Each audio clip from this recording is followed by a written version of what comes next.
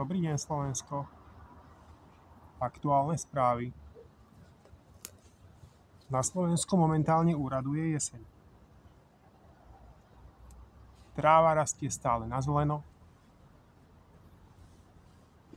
a stromy pomaly opadli v dôsledku blížacej sa zimy.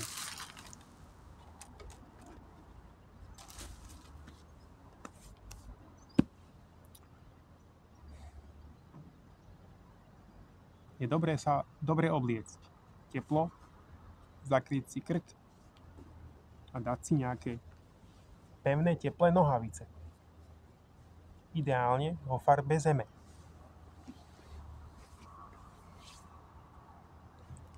V dôsledku toho, že sa pomaly, ale isto blíži zima a končí sa október, začína sa tiež obdobie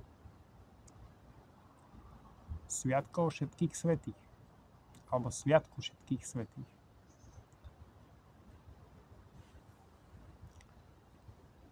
Popri tom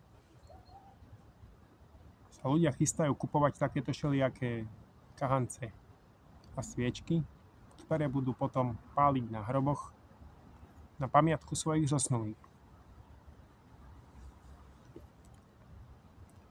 Väčšina ľudí vidí v tomto, povedzme, kahanci len kahanec. Je tam sviečka vnútri,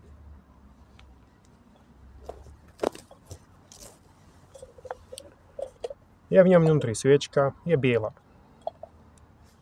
Kahanec je v tvare srdca, v strede má kríž,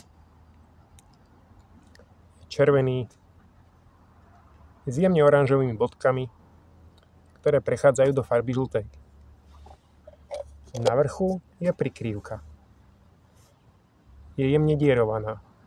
Nie je úplne otvorená.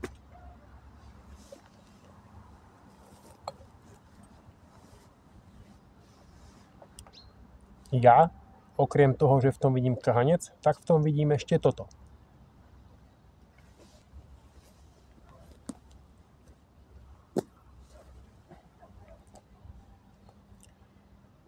Na spodu kahanca je červená farba. Červená farba by sa dala spojiť so zemskou čakrou, ktorá je tiež červenej farby. Takže spodok kahanca vyjadruje všetky zemské potreby a všetky zemské tabuizované veci, o ktorých sa nehovorí. A všetky pravdy, ktoré nikdy neboli vyslovené. Všetko, čo je schované pod zemou. Zakryté. Prikryté. Neviditeľné. Schované pred očami iných. Ďalšou farbou tohto kahanca sú mierne červeno-žlté, respektíve oranžové bodky.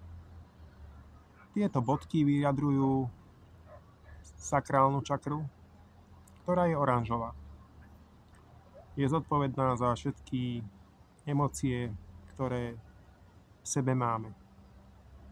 Ako je pláč, smútok, radosť, smiech, strach, úzkosť. A všetky tieto emócie buď prejavujeme otvorene, alebo ich držíme v sebe. Čo potom časom vytvára rôzne bloky. Bloky, ktoré sa vedia potom pretvoriť v rôzne choroby. Ale to je iná téma. Ďalšou farbou tohto kahanca je farba žltá a vyjadruje sakrálnu čakru. Sakrálna čakra je v podstate také naše slnko v hrudi a vyjadruje to, ako my dokážeme stráviť informácie, ktoré dennodenne prijímame a ako ich dokážeme vychrliť na niekoho iného a či ich dokážeme vychrliť jemne alebo hlučne.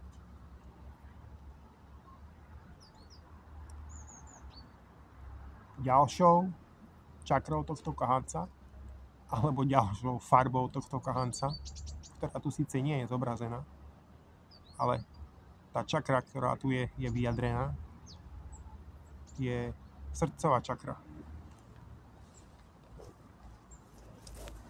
Kahanec má v strede zobrazené srdce, v ktorom je kríž.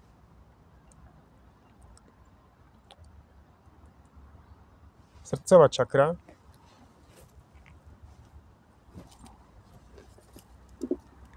čakra je čakrou, ktorá prepája tieto 3 čakry s ďalšími čakrami. Srdcom sa staviame k svetu, alebo srdcovou čakrou sa staviame k svetu a vyjadrujeme svoj postoj iným ľuďom, k zvieratám, k stromom, k prírode, ku všetkému, k vesmíru, k všeho míru. Je to taký ako keby most medzi spodnými čakrami, čo sú koreňová, sakrálna a solar plexus, a medzi čakrami, ktoré sú vyššie nad nimi, ktoré zodpovedajú za duchovnú sféru, za jemnohmotnú sféru. Tie sú obsiahnuté v tomto kryte. Sú tam obsiahnuté preto, potom sa ešte vrátim k tej srdcovej čakre a k vysvetleniu toho kríža, ale toto by som chcel povedať. Sú tam obsiahnuté preto sú jemnohmotné a preto je tam kryt na tom kahanci. Kryt, ktorý má malé dierky, lebo všetko to jemnohmotné je ako keby neviditeľné. A tá energia, o ktorej som ešte nehovoril, týmito čakrami prechádza veľmi, povedzme, jemne. Nebudem predbiehať. Takže srdcová čakra je most medzi pozemskými čakrami a čakrami, ktoré sú nepozemské, alebo respektíve pozemské, ale duchovného charakteru. Ten kríž, ktorý je v strede, tuto, na tom kahanci, zvýrazňuje vstup do nášho tela. V ezoterike sa verí, že v tele je bod, cez ktorý do nás vstupuje pozemská energia. Je to kostrč. Je to stred kostrče. Krížová kosť. A tá vyjadruje ten kríž. Alebo ten kríž vyjadruje tú krížovú kosť, cez ktorú vstupuje do nás tá energia, cez tú kostrč zo spodu, medzi nohami. Tade ju nadýchujeme, naberáme zo zeme. Rovnako tade tá energia potom schádza naspäť do zeme, keď ju vydychujeme. Samozrejme, nejaká časť ostáva v našom tele a rozplýva sa do priestoru. Ďalšou indíciou tohto kahanca je tá sviečka, ktorá je vo vnútri. Je biela, vyjadruje éter, alebo keď chcete tú energiu, alebo aj Ducha Svätého. Keď ju zapálite, umožníte tej energii, ktorá vstupuje cez tú krížovú kosť, cez ten kríž, alebo teda cez kostrč, sa ako keby aktivovať.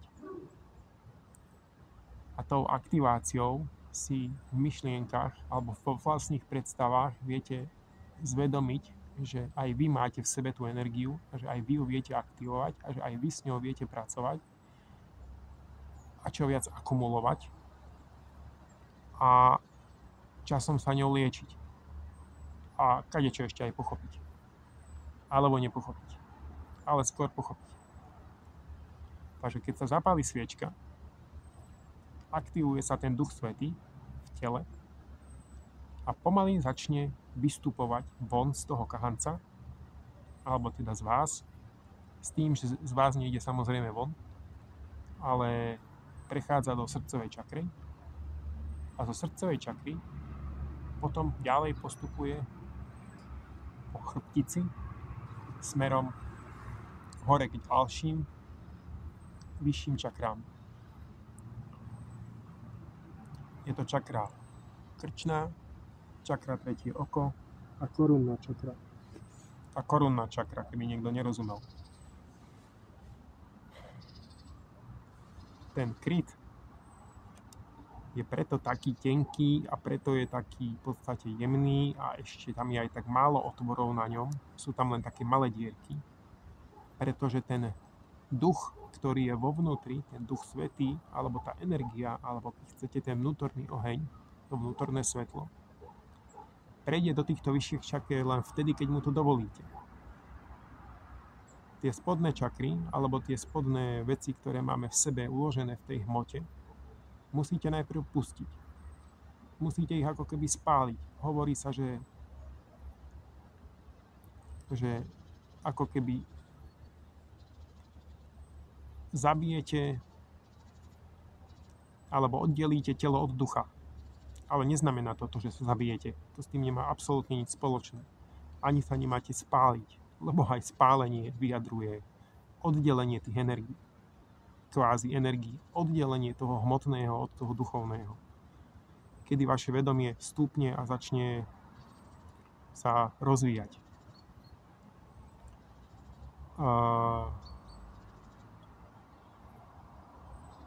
Takže na to, aby bolo možné ukončiť, ako keby ukrižovať, preto je tam aj ten kríž, tú spodnú energiu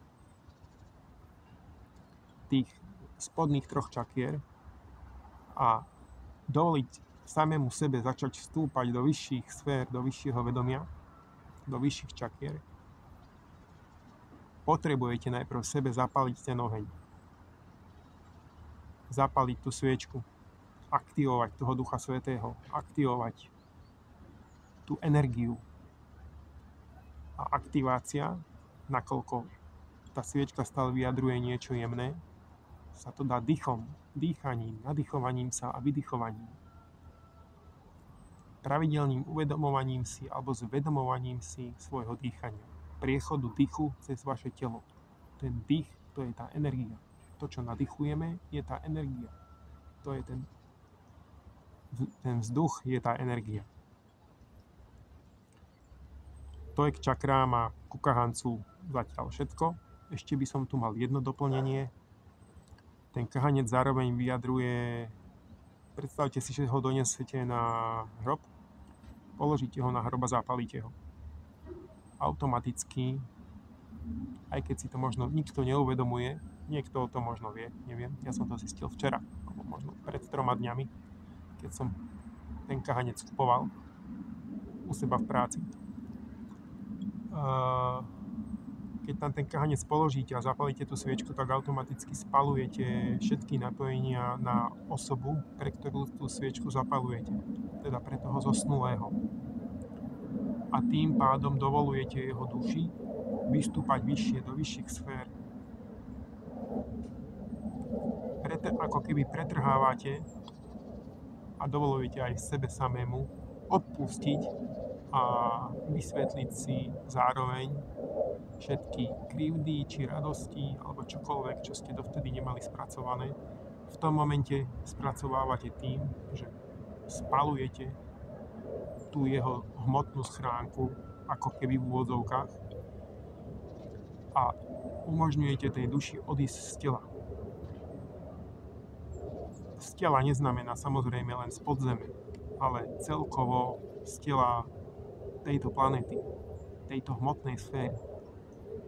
Neviem, či keď chodíte každý rok na ten hrob, tak ako keby postupne púšťate jednotlivé veci, ktoré vás stále spájajú s tým človekom a nie ste schopní ich pustiť. Neviem, či to nejakým spôsobom ovplyvňuje tú dušu na druhej strane.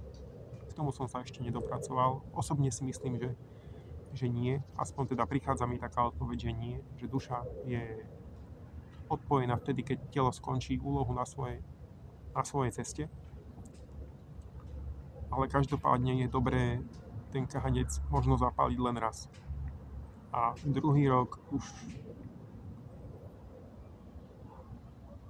tam ísť len možno so spomienkou na ten hrob. Týmto samozrejme nechcem ničiť tradíciu, nechcem ničiť ani nejaký super marketing pre predaj kahancov. Ani nerobím anti-marketing, len rozprávam, že je možné, že keď ten kahanec zapálite raz a pustíte všetky tie veci, tak tá duša odíde spokojne a vy sa vyrovnáte s tými vašimi vnútornými nejakými nastaveniami voči tomu človeku, ktorý tu už nie je. Alebo keď tam prídete každý rok počas toho sviatku každý rok tam prídete na ten hrob a dáte tam ten kahanec alebo tú sviečku, tak je to ako keby ste postupne púšťali tú dušu do svetla. Umožňovali ste jej odísť. Ako keby po nejakých kúsočkoch jej dovolujete odísť. Nie naraz celej. Čo tiež nemusí byť úplne ideálny stav pre toho zosnulého alebo pre tú dušu toho zosnulého. Možno je sa nad tým fajn zamyslieť. A ešte ma napadlo, že teraz práve zrušili sviatok všetkých svätých a všetci pôjdu do práce. Teda aspoň tí, ktorým to nakážu. Samozrejme sa nás pýtali, že či chceme ísť do práce, či s tým nemáme nejaký problém. Ale tak, viete, je to váš zamestnávateľ, poviete mu nie. A možno to zakázali práve kvôli tomu, aby sa nie každý dostal na ten cintorín a aby čo najviac duší mohlo už konečne pokojne odísť z tohto sveta. Ale to je len teória, alebo možno skôr konšpirácia, ktoré nerad vytváram. Skôr ich radšej vysvetľujem, ako vytváram. Lebo každá konšpirácia je istým spôsobom založená trochu na pravde. Ešte možno pre predstavu. Takto nejako vyzerajú tie čakry v ľudskom tele. Každá má svoju farbu. Ja som si načeneloval, že nad indigovou, ktorá je 8, pre pochopenie, koruna je 7. Takže nad indigovou je ďalšia čakra, je ružová. To je 9.